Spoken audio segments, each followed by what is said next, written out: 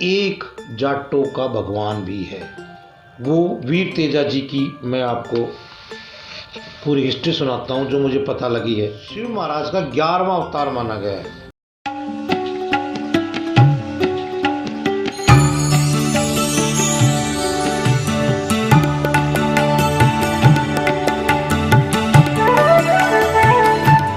नमस्कार जाट भाइयों, देखिए सभी लोग कहते हैं भगवान है। अब प्रश्न कई लोग पूछते हैं कि भी जाटों की कौन सी कुल देवी है, किस गोत्र की कौन से मंदिर हैं। तो हमने काफ़ी रिसर्च की, पता लगा कि एक जाटों का भगवान भी है जिनका बहुत बड़ा मंदिर है। और चमत्कार देखिए, अगर कोई भी व्यक्ति को कोई सांप डस ले और उसको उस मंदिर में ले जाए तो उसकी सांप के डसने की वजह से मृत्यु नहीं होती। ये आज भी है, यदि आप चाहें तो कर सकते हैं। मैं अपने जाट के भगवान के बारे में बताता हूँ, उनकी क्या है, पूरी स्टोरी क्या है। और बल्कि मैं ये भी बताना चाहूँगा कि उन्होंने ही पहले कई चीज़ों के ऊपर लोगों को बताया, समझाया कि आप ऐसे ना करें, ऐसे करें। जैसे उदाहरण के तौर पे पहले जब हम खेतों में बीज बोते थे तो उछाल के बोते थे, लेकिन नहीं, ये हमारे भगवान वीर तेजा जी थे जिन्होंने समझाया कि ऐसे मत फेंको, इसको दबाओ नीचे। और दबाओ क्या, सीधे पैरेलल एक लंबाई में दबाओ, तब फसल ज़्यादा होगी। उन्होंने ही बताया कि भी गौ जो है, गौ की पूजा करो। हालांकि पहले कृष्ण भगवान के टाइम से गौ की पूजा होती थी, लेकिन उनका संरक्षण, उनकी प्रिजर्वेशन, और जैसे कोई पहले गाय को लूट के ले जाता था तो उनके ऊपर मना किया। साथ साथ मंदिर में अशूद्रों का आना, जो शूद्र जो होते थे, उनको वीर तेजा जी ने अपने टाइम पे ही, आज से 1000 साल पहले बल्कि कहना कहूँगा, उनको मंदिर में बुलाया, उनको बिठाया और उनसे पूजा कराई, ताकि जात पात हमारे हिंदू धर्म में ना रहे। लेकिन मैं बड़े इस बात को इतनी रिसर्च के बाद ये कहता हूँ, हम हिंदू धर्म ही इस चीज़ से ग्रस्त नहीं है। अगर आप मुसलमान में जाओगे, वहाँ भी बहुत सी जात पात है, लोध है, सिया है, सुन्नी है। सिख धर्म में जाओगे, निरंकारी है, अकाली है। जैन में चले जाओ, फानियान, हीनी, वो क्या नाम है आपका, दुष्ताम्बरी, दिगाम्बरी, पीताम्बरी है। तो ये हर धर्म के अंदर बाइफर्केशंस हैं। तो भाई इस बात पे ना पड़ते हुए, आज जो जाटों के भगवान हैं जिनको माना जाता है सर्वसम्मति से, वो वीर तेजा जी की मैं आपको पूरी हिस्ट्री सुनाता हूँ जो मुझे पता लगी है, मंदिर से पता लगा है। जो वीर तेजा जी का जो जन्म था नागवंशी घराने में हुआ था। मतलब उनका जो घराना था वह नाग देवता की पूजा होती थी, नागवंशी थे। और इनको जो है शिव महाराज का 11वां अवतार माना गया है। इनकी पूजा वैसे तो मेन मंदिर है जो वहीं होती है, लेकिन इनके बहुत से मंदिर राजस्थान, मध्य प्रदेश, गुजरात, उत्तर प्रदेश, हरियाणा में भी हैं। अब आपको बता दूं, इनका जो जन्म हुआ था वो 1130 माह सुती चौदस के दिन खरनाल गांव में हुआ। जानकारी के अनुसार तेजा जी के पिता तहाड़ जी नागौर जिले के खारन के मुखिया थे। जब उनकी माता जो है राम कुमारी थी, तेजा जी की माता बचपन से शिव भगत थी, उनको देख के भी शिव की पूजा अर्चना करते थे। आगे हमें पता लगा इनका जो विवाह था वो पेमला नाम की एक लड़की से हुआ था, जो झांझर गोत्र की थी और राय मल जाट की पुत्री थी। और इनका भी परिवार बहुत ही अपने एरिए में रेपुटेड था। और ये पबनेर गांव के मुखिया थे। मात्र 9 महीने के वीर तेजा जी थे और 6 महीने की पामिला जी थी जब इनका विवाह हुआ।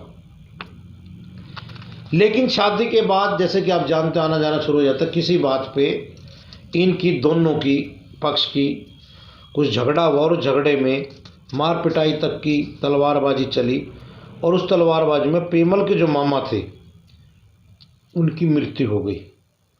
उस मृत्यु के बाद दोनों के रिश्ते टूट गए और उसके बाद तेजा जी को नहीं बताया गया कि उनकी शादी हुई है नहीं हुई है। लेकिन एक दिन किसी बात पे इनकी भाभी ने इनको ताना मारा कि तेरी शादी हो चुकी, तेरे में हिम्मत है जाके तो तू प्रेमिला अपनी पत्नी को ले आ। तब वहाँ से वीर तेजा जी चल पड़े। उनकी घोड़ी का नाम लीलन था। उस पर सवार होकर ससुराल गए।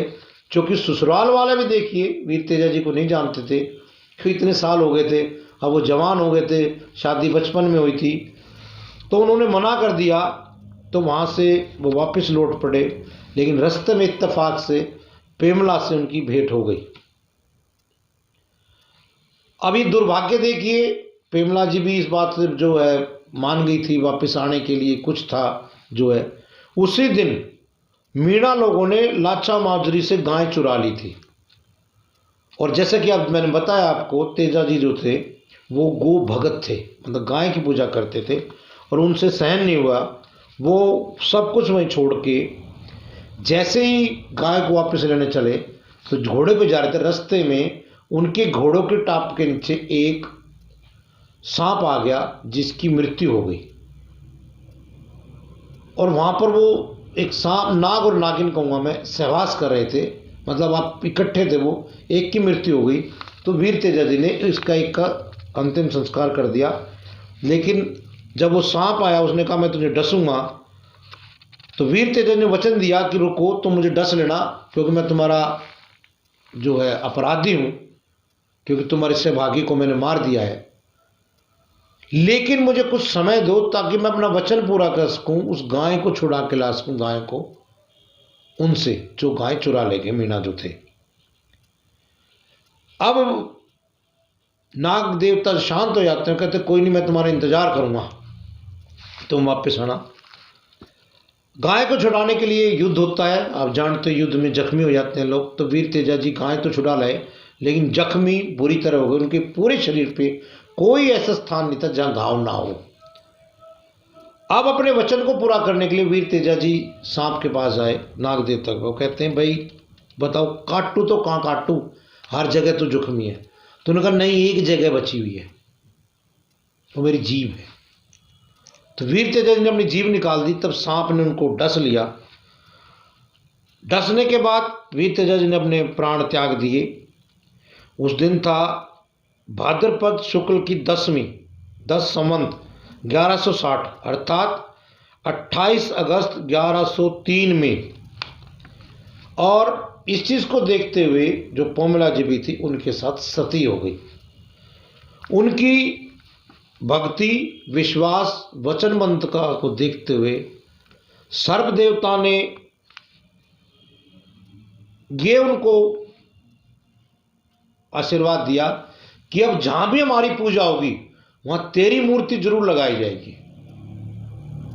हमारी मूर्ति के साथ तेरी मूर्ति होगी। और साथ साथ जो भी नाग किसी को डसेगा और पीड़ित व्यक्ति उस मंदिर में आ जाएगा, उसकी मृत्यु नहीं होगी, उसको दूध, उसका जो जहर है वो वहाँ निकाल दिया जाएगा, तो किसी को कोई असर नहीं होगा।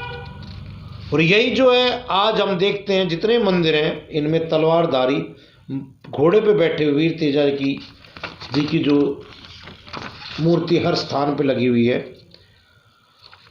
आज जो है भाद्रपद की शुक्ल दशमी को जो हर वर्ष जो है इनका मेला लगता है। यदि आप भी जाना चाहें तो जा सकते हैं। इसके साथ साथ इनके बारे में, भगवान वीर तेजा के बारे में यदि आप और कुछ जानते हैं तो बताएं। तो ये थी हमारे भगवान वीर तेजा जी की कथा जो मैं आपके सामने लेके आया। यदि ऐसी आपके पास और कोई कथाएं हैं तो कृपया भेजें ताकि हम उनको लिख सकें, बता सकें। हम आपको सूचना और देते हैं। परसों मुझे पटेल जी का फ़ोन आया गुजरात से। उन्होंने वो हमें कुछ पिक्चर भेजी हैं। एक हमारी बिटिया है, जाट बिटिया, उसको 2 Guinness world book of record मिले हैं। उसकी हिस्ट्री मैं अगली वीडियो में आपको बताऊंगा। इसी के साथ कोई त्रुटि होगी तो भाई क्षमा करें। गोत्र की हिस्ट्री हम बता रहे हैं। आप किसी व्यक्ति की जानना चाहते हैं तो बताएं, हम उसको ब्रॉडकास्ट करेंगे। या कोई ऐसा फंक्शन है जाट भाइयों का सार्वजनिक कार्यक्रम, उसको भी हम कवर कर रहे हैं अब साथ साथ। इसी के साथ आप सब लोगों से विदा लेते हुए जय जाट, धन्यवाद।